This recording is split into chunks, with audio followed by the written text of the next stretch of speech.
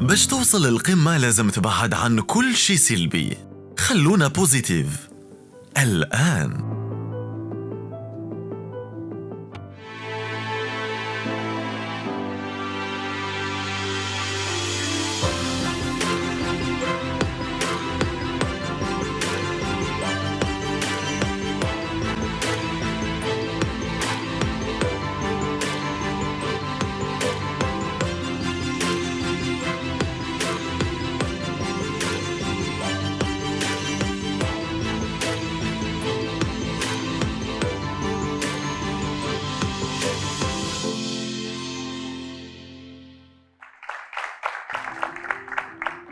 Hello and welcome to Khaluna Positive.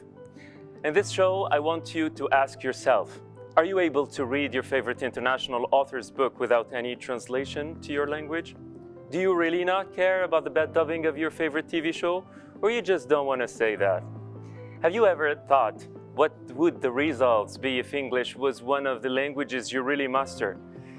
Do you know how important English is today in everything in our daily life? In all the fields. As many of you have requested English to be at the top of our interests, today we have decided to think and speak this worldwide spread language from A to Z. We're going to talk about many things with some fluent English speakers, Algerians who speak this language because they're concerned, because they're love to it, and not because they came from an English-speaking country or they studied English at the university. So please welcome the current president of Halt Price Algeria, Nassif Abdelraoufa. Nassif, hello and welcome. How are you doing? Thank you very much. You're welcome, please. And we have also with us the young novelist and architect Fadwa Shawi. Fadwa, hello. Hello, welcome. thank you so much for having me. You're welcome, please. And we also have statistics and applied economics student Mohammed Alwi. Mohammed. Hello. From Batna, right? Thank you for the invitation. Yes. You're welcome, man. And we also have with us content creator and EU Goodwill Ambassador in Algeria, Noor Brahimi. The famous Noor Brahimi. How are you doing? Hello. Hello. Good, thank you. Thank you for having me. You're welcome, please. Thank you. And we also are happy to have as the guest of honor retired professor from the University of Algiers and PhD in comparative education from London University, Dr. Buthayna Shrayata. Dr. Buthayna, it's been ages since the Nobel Prize meeting. Do you remember? Yes, let's hope you'll have the next Nobel Prize. Inshallah. Hope so. Thank you very much for being with us. Please welcome. Thank you.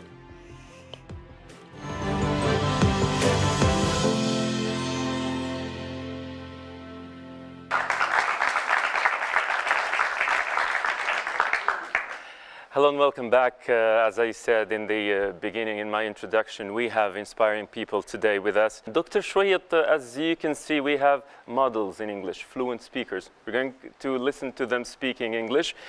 People who did efforts, make efforts, personal, individual efforts to learn this worldwide language. And you, as you said, a comparative education professor, you did many things in this field. How happy are you about them? Well, first, thank you for the invitation. I'm absolutely elated to be here, surrounded by these beautiful young people who have made, to my mind, the right choice when they chose to work in English and not only learn it. How happy I am? I'm extremely happy because this means that Algerian youth are also part of this huge world, and a world that is becoming very much based on telecommunication, basically, in all of these industries. And the fact that they have been able, obviously, to be capable to break ties with historical things that were not too good for the Algerian mind by and large, and that is the colonial mind, if you want, that Algerians will only be able to communicate either in French or in Arabic. Now, what these young people have shown us and gave us a lesson today. It gave me a lesson backstage. I found out that, and I understood also that some of them have been through university training, and some of them have even stopped their university training in order to be able to prove that it is knowledge that is interesting, not just to go through your classical training. If you allow me to go on, since you asked me also as a comparative educationist, I mean, this to my mind has reminded me of a very beautiful period in the history of Arab Islamic civilization. Is that when knowledge was really left to the knowers to do, and not to the politicians to decide upon. And that is the period between the 9th century and the 12th century, when translation was, the deed of 3 big schools in Iraq, when, the civilization of the Abbasids has allowed both knowledge and translation to be on top of everything, right? So you absolutely have made me recall that period, which means that it is a period of revolutionary deeds and revolutionary actions, and I thank you for that. So you're happy about that, and you'll be happier when you listen to them speaking about how they did to learn this inspiring language, how they did to get to this proficiency level of advanced level of English. I may start with you, the current president or the current manager of HALT Prize Algeria, Nasif Abdel Raouf, right? Before talking about this, the HALT Prize, I would love you to tell me more about your story with English. Well, I would say that my story with English started as anyone who is present here with us. So since I was little, actually, I grew some kind of an interest into learning this language, because I've always been told that it's the global language. So actually, it started from school, like any other Algerian kid. The thing that even encouraged me more to study English was that my first teacher of English, she was very nice, and I think that she further emphasized that thought in my mind to learn English. And then it was mostly through movies, through watching TV, that really helped, and also to being exposed to the internet and to the outside world, I mean abroad. That also helped a lot in order to learn English. Great. Yeah. And you said that you were, you are a fifth-year student at the National Institute of Hydraulics, where you learn, your studies are in French, right? Exactly. Yeah. Yeah. Your English is very good, though. Noor Brahimi, Noor, the famous content creator, you did many things for the Algerian tourism. You speak, you talk to the world with your perfect English. You show them how beautiful Algeria is. You had technical studies, I guess, at the university, but you did a great job by speaking English in your vlogs. Yeah, I wouldn't intimidate our viewers and say my English is perfect. Of course, I still make a lot of mistakes, but that's not the point. As long as, the viewer is understanding what I'm talking about, then that's the point. It's still something to... Even in Arabic, we make mistakes, and Absolutely. It's okay. Absolutely. So my story with English is basically back in the 2000s. I think I was, no, a little bit more. I was around 12. My sister was in high school, and one day she came back. She was like, there's someone who studies with me who speaks good English. And I was jealous as a competitive person. And so it just, made me really interesting. Little did I know that at least 10 or 15 years later, we are, going to be in an era, in one of the greatest era, where we have access to internet to, use it and be doing the things that we're doing today and have such amazing opportunities. So it was basically a story of competition, and then TV and music. From Batna, yes. Mohammed Alwi. Mohammed Alwi is one of the most inspiring people I have met. You said that you started learning English at the age of 16. Yes, exactly. How? Tell me. So basically, I was introduced to this program, which is called the Access Micro Scholarship Program, and it is provided around the country in all of the wilayas. So basically, the program itself, it provides the students with an opportunity to learn the language throughout creative methods, such as stories, plays, to play the plays, to write the scripts, to sing songs. So those methods were a little bit odd, especially at that time of your life. But if you get the chance to have that opportunity to get introduced to the language throughout such kind of methods, you will get the opportunity not only learn the language, but also get more to know about the culture itself. And afterwards, it got more involved into extracurricular activities, and thing after thing led to another that made me develop my language. This is what we need today. People who make efforts to learn this language. This is only what we need, Dr. Buthaina. Right. You're absolutely right. But what I'm going to say is that they're not learning English, they're speaking it. Right? And the situation of English today in Algeria is a little bit like the situation of the revolution. When Ben Mhidi al-Arabi Rabbi Yarahmu told us that when people had doubts about, how to deal with the revolution, what to do with it, how to convince people, to join it, and he said just, throw it to the street. And they get it. We said we're going to speak English from A to Z. Right, no, I'm translating here, right? Okay. You have to allow me this. I can't speak about Al-Arabi bin Mhidi without mentioning what he said in the text. Yeah. Right, so from the text, let's go to the translation. And he said, throw it to the street and it will liven up. And this is exactly what's happening. We have another example. Fadwa, Fadwa Shawi is one of the nice examples of inspiring examples of English. Fadwa Shawi, you were the architect. You studied your studies were in French. Yeah, and architecture and urbanism. What difficulties did you find in learning English? Well, actually, it's the story with English is I fell in love with English. My idea about learning it is fake it until you make it. I was faking that I was speaking English. I was pretending. You started with something. You started with something. Exactly. I was pretending that I'm really good at English. However, at some point, I was able to develop it, and what the difficulty is actually was not finding people to communicate with, people to do mistakes with and correct it. That's the problem, because the majority, it's Arabic or French, but when it comes to English, you're not going to find that everyone speak it. So that's the main difficulty. However,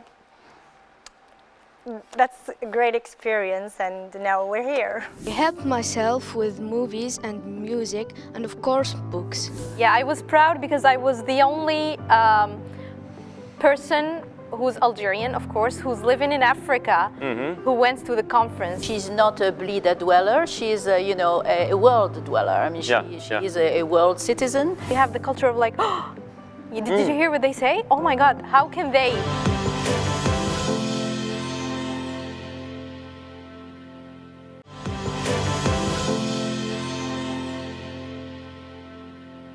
So we encourage you, anyways, you and everyone to speak and to communicate in English. And in English we say practice makes perfect. So the more you practice, the better it becomes. Yeah. Like you just need to speak, you just need, even if you make mistakes.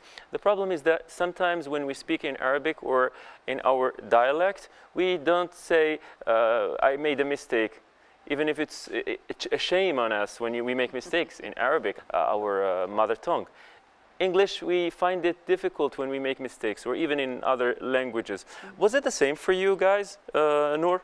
I think it's a culture we have here, that you're not supposed to make mistakes in French and English. For me, I'm not afraid of making mistakes in English and in Arabic and in French, because I think it's important to not be afraid of being judged, because that's the thing, we're afraid of being judged. So for everyone who is learning English, but also who wants to speak French, we have the culture of like, oh, did you hear what they say? Oh my God, how can they make such a mistake? Yeah. So I think detaching ourselves from expectations, and then that would be liberating, because the more mistakes you make, the better you get. So. But what's the solutions for that? How can we fix that? Practice. This point exactly. Yeah. Practice. Practice. Yes, and get away from judgment. Without any hesitation, like practice. Yes, practice, make mistakes, and then let people correct you. Great. That's as easy as that. Mohammed Alwi, do you agree? I totally agree with her. Yeah. And like, I personally see that the purpose of using the language is only to deliver an idea, to deliver the message to the other person or the other side of the conversation. Besides that, making mistakes will only lead to perfection. That's it. That's great. I totally agree with with the other guests. I think that making mistakes is part of the process of learning, and without mistakes, we would never be able to reach a certain level of proficiency and fluency. So making mistakes is part of the learning experience. It's part of the learning process. We need to make mistakes. Even in life, we need to make mistakes in our experiences, personal, professional experiences, to get to better points. Maybe here in the studio we have other students from different middle schools and primaries who were happy to be with us, people who speak English and understand that from the beginning. That's something that makes me happy. The fact that we have students interested in English from their young ages. So this is what I'm going to do. Actually, I'm going to ask a question to the public here with us. So the question is, do you make individual efforts outside school to learn English? Raise up the green side of the banner if you agree. If you don't agree, the red side of the banner. Let's see the results. Okay. What kind of efforts do you do? Who wants to answer? You? Okay, go ahead, please. Well, actually, what's your name first? My name is Romeisa. Okay, Romeisa. My first interest in English was when I went to the middle school. And then my first teacher of English really inspired me, and I helped myself with movies and music and of course books.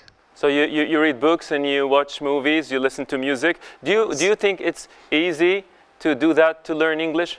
Yes, it's very easy. And interesting. Yes. Thank you, Romeisa. Dr. Buthayna, you heard her answers? Oh, yeah, pretty well. But if you allow me just a few seconds, I want to get back to the latest remarks before that. Okay. And that was, how all these folks have learned English and how, despite all the difficulties, which I haven't mentioned, but I believe the difficulties were there in terms of the environment. And this is extremely important because the Algerian environment is not at all conducive to English. But this didn't matter when they had both the will and knew how to use the new telecommunication tools. And this is what's very important. The other thing I always go back to medieval Islam because it's an amazing school, because it was a dominant, both language and civilization. We can learn a lot from it. First, translation. Second, how other populations in the Islamic Empire have learned Arabic. It's not only related to the Quran, which is quite obvious. It was also related to what a huge mind has told us centuries ago, and that is Ibn Khaldun, when he said that you learn language again in the street, and you don't learn it through grammar. You don't learn it because some teacher has been correcting your grammar or your mistakes. So this is extremely important to get back to at some point if people want to become specialized in in the learning of any language as a second language or so use and usage are extremely important. This is what I have to say. As far as our young lady behind me is concerned, I really think it is going to be the situation of a majority of young people who have thrown themselves into this huge web that nobody will stop. Nobody will ever stop, and this is what we have to take into account, that it's not a matter of whether you're going to be drawn back to your traditions or to your first language or to the colonial language, because as far as French is concerned, this is after all, this has been the colonial language, which we have been able to use later on. But French itself, both in France and outside France, is not producing much in terms of how it can help itself to remain international. To remain international. Everybody knows that. Noor Brahimi, with your content that you have on YouTube, how do people interact with it, especially that's in English and only in English? Surprisingly, they love it. I think they think it's different, and it helps them, you know, kind of get used to listening to English. But also the fact that foreigners are watching my videos to learn more about Algeria or even other countries I'm doing videos about. I found it very interesting that, you know, the feedback was really good, that I opened another channel to teach English for Arabic speakers, and it blew up, which was surprising. But yeah, I think it's really interesting, and a lot of people are showing interest in English, which is great because it opens a lot of opportunities and doors. A lot of future doors. Yep. Yeah. Exactly. So you became a teacher then, you said? I teach content creation. In English? In English for people from around the world. So that definitely helps. It helped me got multiple jobs, speaking in international events, and have my name as an Algerian traveler. Yeah. On the map in international conferences. So that definitely helped me. And on the other side, for foreigners, how do they find your content, your English, your way of presenting it? As in, they don't judge. They appreciate, like, if someone who's not like native Arabic speaker, you'd appreciate them speaking Arabic, you know. So that's the same way. Yeah. But business-wise and professionally, I don't get any comments on that. You know, it's as long as, because I know I'm providing value in what I do. Yeah. Whether it's you know, in different kinds of things I do consulting, I do speaking in events. So I bring value to the table, and that's what matters. And here we see you in a conference. What were you doing? Yeah, this is the Women in Travel Summit. So I was speaking about growing as a female travel blogger for bloggers from around the world, and there was some tourism offices from, you know, all around Europe, which was really interesting. They really appreciated what I did. So yeah, that was really interesting. And when you do that, like you as an Algerian traveler, when you go abroad, and how do you feel? Like what? I was you say thanks God English was present. Thanks God I master English. Yeah. Yeah, I was proud because I was the only person who's Algerian, of course, who's living in Africa, who went to the conference, and it was really good, and it was really inspiring, and I felt the need to also be on multiple conferences around the world. So unfortunately, COVID happened, but I was to be speaking last year, 2020, in London, in the US, and in Asia as well. So, but hopefully after COVID. Great. Thank you. You're welcome. Dr. Buthaina, you have so many things you want to say. Oh yeah, well, lots of comments, especially on, you know, about the last speaker who answers actually your question about, you know, how English is important. It's not because English is important, it is because the usage of it has to be around, and she's an extremely good example about the fact that she doesn't mention the fact that she's sitting out of her chair and desk in a small, beautiful city in the north of Algeria, and that is Blida. And she's not a Blida dweller; she's you know, a world dweller. I mean, she is a world citizen, and this is the new civilization that is taking place. So I think that people should not go on wondering about the fact whether English is going to be used by Algerians and how to do it, etc. It will be done. It will absolutely be done because it's a must. It is a necessity, and young people, as long as they are as passionate as these young boys and girls we have on. Maybe the question is how to make this process. Passion is extremely important in terms of knowledge acquisition, and they have the passion. The question, Dr. Buthaina, maybe is how can we make this process go faster? Because it will happen one day. It's a must for today, but how can we make that go faster? We'll discover that after the break.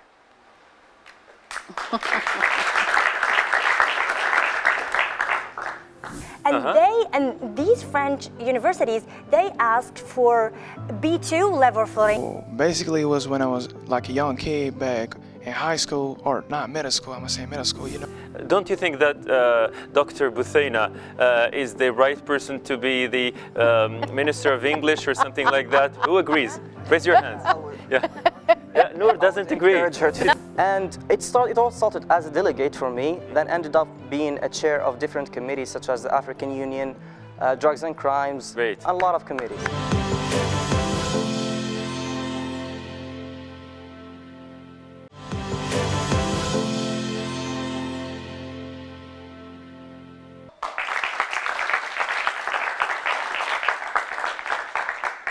Hello and welcome back. Back to you, Nasif Abdel Raouf. You, the current president of HALT Prize. Exactly. And this is one of the opportunities that you get because you are excellent at English. Tell us more about that. Exactly. This is one of the opportunities that I found myself in front of.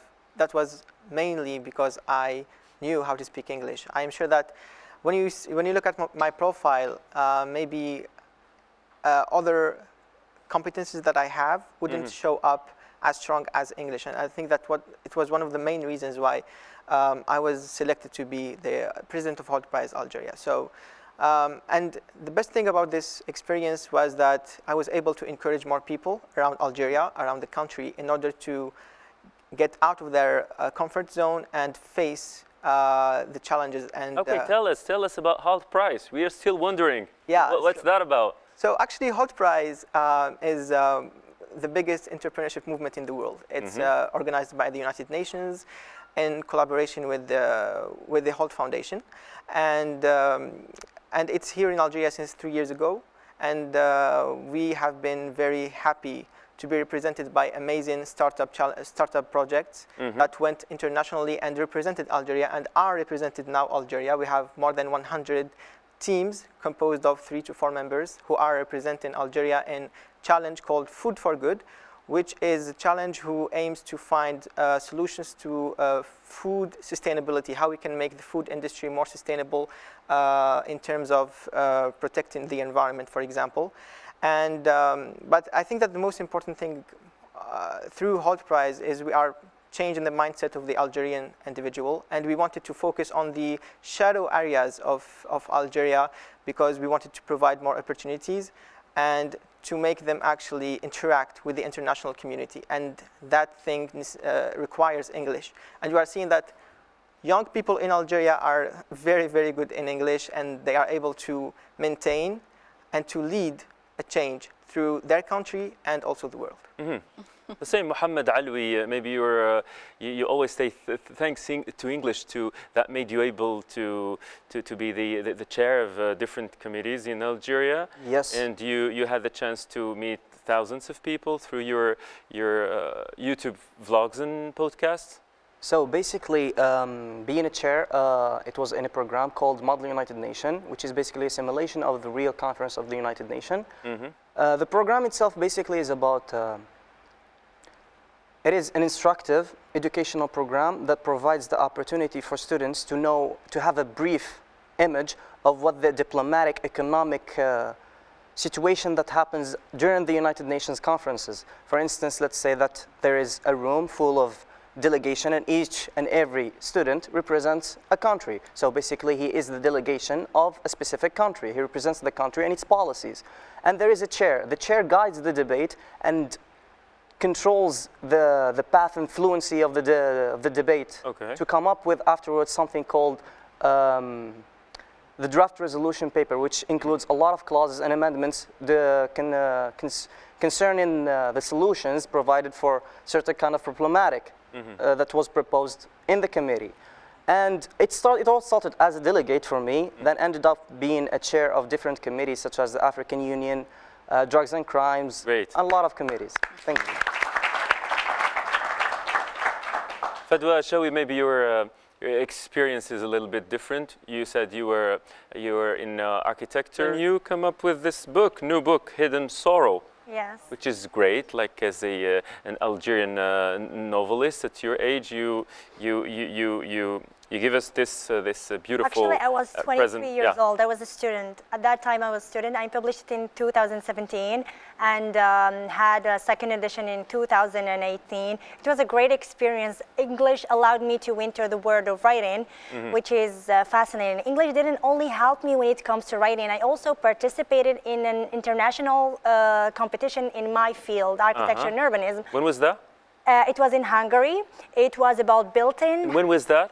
It was in 2019. Okay, a year ago. Yes, it was a great experience when it comes to getting to know more about technology embedded in houses and also about English. I was able to communicate with different teams from different countries, Spain, France, even France, the French team were speaking, they were speaking English. I was like, thank you God for English. I felt really comfortable in introducing the different techniques in the house because we were supposed to talk about the different techniques, talk about what are the renewable energies that we want to promote for. Apart from that, English also helped me and allowed me to be a teacher. And now I am a teacher in Polytechnic School of Algiers, National Polytechnic School. And by the way, talking about that, my students, when they graduate, they ask me to write recommendation letter, which for French universities. And these French universities, they asked for B2 level for English. And that, I told my students, do you understand this? Do you see what these universities are telling you? For B2, you know, B2, we have A1, A2, B1, B2, and then C1, C2. B2, it's a high level, which means even French people, they are looking for a good level of English. So it's high time we woke up to the fact. And apart from that, it helped me to do voiceover, content writing. Many things, and yeah, English is my savior. Great. And why Hidden Sorrow? Why Hidden Sorrow? Actually, a lot of people, I'm a good listener. So people came to me and told me about their stories and they were like, please don't tell anyone. So it felt like there are a lot of souls that are hiding a lot of things, but they need the people to hear them. So I kind of wrote about that, and this is my first step, and it's not the last one, inshallah. Yeah, inshallah, it won't be the last one. Thank you very much, Fadwa. I really encourage you and ask you to do more for you and for your students, to empower them, to let them learn this beautiful language and this very useful language. Noor Brahimi, you told us a little bit about the doors that English opened. And do you have something else like in your life? How did it really help you, this English? I think besides the fact that I'm a person who is always willing to learn, not only English, but other things in which I need in my field, I think it's helped me be able to work from home, like she said, work from home in a small city where people usually complain, like we have job opportunities in big cities like Algiers, Annaba, maybe Wuhan. So I think it's helped me reach the world. So it's internet and English and my skills, reach the world, you know, from my room. So I think that is amazing. And I also want to tell people. You couldn't do that in Arabic or in French or in. Of course not, because who would listen to you? Who would, you know, people would need a translator. So today we do need English because it's an international language. Maybe in the future it's going to change. Not in the near future. But also I want to say that we live in one of the greatest eras where you can be whoever you want from your room, just show your talent. But in order for people to listen to you, at least depending on who your audience is, whether it's, you know, professionally or personally speaking, I think English will help. I think that we really must poll Algerian people about this question, how useful English is today, and how important is this language, and how we must really adopt it as a first language in Algeria. But maybe we cannot poll everyone in Algeria, but we can at least do it at this level at the studio and ask students who came from different schools and middle schools, so to see how excited they are about the idea. So the question is, do you agree to generalize the use of English in all the institutions in Algeria? Let's see your votes. Okay, green ones. All of them are green. We still have one red and two reds. didn't vote for yes for English in Algeria, but we have, most of them have voted to have English as the first language or the language in all institutions in Algeria. Let's see one opinion of yours. Let's see who wants to, yeah, go ahead, please. First, what's your name? My name is Ryan. Ryan, Yeah. where do you come from? I came from Babzawar, you know, I'm from Algeria, I'm from around here. Okay, and where did you learn English? So basically it was when I was like a young kid back in high school, or not middle school, I'm gonna say middle school, you know. I was listening a lot of, you know, to music a lot. I was listening to rap music and movies, watching a lot of movies. So that's where it came from, you know. And I really Can you get the didn't learn- microphone closer yeah. to you, please? I really didn't learn much from the school. So it was about me, you know, making progress and making some improves in English by, you know, watching movies and listening to music and all that, and keeping, you know, people who speak English close to me so we can reciprocate the same energy, you know. Very And good. that's what it's So about. you voted yes. You voted yes for Yes, sir. English in all institutions in Algeria. Why? Because, you know, I think... Why do you think it's that important to have English in all institutions in general in Algeria? I think it deserves to be like that because, you know, like English is the most spoken language in the world, or like it comes in the third place after Spanish. So there, I think we need to, like most of the people in Algeria, like there's like a lot of good speakers in Algeria, I ain't gonna lie to you, but we need to generalize English too, because for me, like a language like English, like shit to be in the top, you know, in the top spot, even though like it's not right like at this moment, but it should to be like one of the main spoken foreign languages in Algeria, you know. So I totally agree with that. Thank you very much, Ryan. No problem.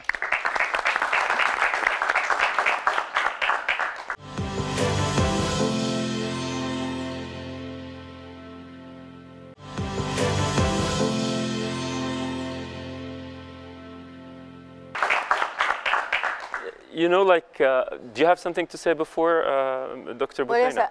I was even smiling when listening to his, you know, Louisiana English. Yeah, his dialect, his accent. This is beautiful. Yeah. It poses the question of identities, of the new identities of world citizenship, you know, because what is going to change is really quite surely that relationship to the to your first watan, to your first nation. Yeah, yeah. This is a new nation, and it is absolutely huge. It is also a new democracy because you give your voice to things that you like, to things that you're passionate about. It's not necessarily. It doesn't have to be relayed by politics.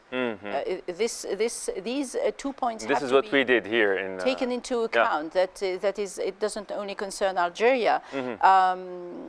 The lingua franca of the world, by and large, will become English for quite a while. Inshallah. Now, if I may answer the question that you had. Yeah, but before that, I just want to say something about the survey, because we had a study in its last survey, the Ministry of Education, the higher education ministry, let's say, had 94% or 94.3% of participants voted for English as a language of studies in Algeria. And I find this a little bit weird, because everyone is asking to have English as a first language, but we still don't have it as a first foreign language. Well, I mean, because political decisions are always late, so they follow what society has decided upon, what society has chosen, and what people have chosen by and large, even when there is a resistance at the beginning. You know what I wanted to say through this this show, Dr. Boufaina, is you know what? People are doing this effort. Many people are paying expensive to learn. Why don't we avoid them? All these difficulties. Why don't we avoid them? Those useless efforts. Because I'm sure you're happy about that. But imagine that you did English at primary school, at your primary schools. That would be better. I'm sure that would be really better for you and for the rest. So in here I remember like a very nice example to talk about, a very inspiring model of English. Here I'm talking about the huge effort that Rwanda government did one day to give the importance to English. They officialized it just after the genocide, and they had many difficulties. They struggled to get teachers, they struggled to get materials and everything needed for that. Here in Algeria, I don't think we have all those problems. Don't you think that today we really need to create something or an institution, maybe like a ministry that have everything in related to English teaching, supply, English material, all that. Don't you think that it's really important to create it and to create it now? I think that it is important. Of course it is important, but institutionally speaking, we have to be realistic. I think there will be both reservation and opposition to the fact that we will, generalize English, officially speaking. I think that we will have to wait a little bit, on that front. Now, talking about society and civil society per se, I think that the fact that we can have private schools in Algeria, the fact that we have different types of training here and there that our young people have followed, are a good example of how you are going to expand the English language as a useful language. This is what I want people to understand. I think that with the English language we leave behind us very problematic debates, if you want, that about cultural identity, that you have to really protect your language, your national language, That's important versus the colonial language. The beautiful thing about the English language, it's not because it is the English language, it is because it is the dominant creative language all over the world, and this is what's important about it. It is simply a matter of how your society is going to become a creative society through this particular language without losing its identity or its identities. And so I don't believe that we will have something official like in Rwanda. I think Rwanda is a very... You said you don't believe. No, I don't believe we will have the same example. Why? Why don't we have to? We have to believe in those initiatives. I guess this is the right time to do it. I don't think that. I really think that it's the right time to do it. And even the people who are going to watch us now, maybe we are going to have an impact on them. Don't you think that Dr. Buthaina is the right person to be the Minister of English or something like that? Who agrees? Raise your hands. Yeah. Noor doesn't agree. No, I agree that it's not feasible. Why? Having a Ministry of English, I don't think it's that's what feasible. we should do, I guess. Well, I mean, this is your wishful thinking. It's all right. You don't agree to be a minister? Of course not, because I have already been a minister of but a minister of English. And I don't think I'll go back to that experience. My God. Simply because, I'm really a teacher at heart. I'm a pedagogue at heart. This is what we need, people who've been in education for a while and people who are that wise as you are, Allah Barak. You think the right way of this matter. English, I guess that today must be a reality in schools, in institutions, everywhere in Algeria. Don't you think so, Mohammed Alwi? Well, personally, I would agree with her on the fact that it would be a difficult thing to pursue, but it is. Feasible. It is. But still, we should consider the facts, the cultural shock. If we are looking for a change, a drastic change, we should start from the roots, slowly, but certainly exceeding to the results that we're hoping for. So I gotta agree with her. This is what I'm saying, Fedwa. Well, it's not that the Sure, thing you that, agree, Fedwa. Yes, because I believe that this generation can do a lot of things. This generation can do a lot of things. Yeah. However, not in one night, but we can. Together we can do that. Inshallah, together we can do everything. And this is why we say Khalouna positive to inspire people do that. We don't have only only our viewers, the people who love what we do as a show. We have also responsibles who can get that impact and who can get that. We have future generation deputies who can make this come true.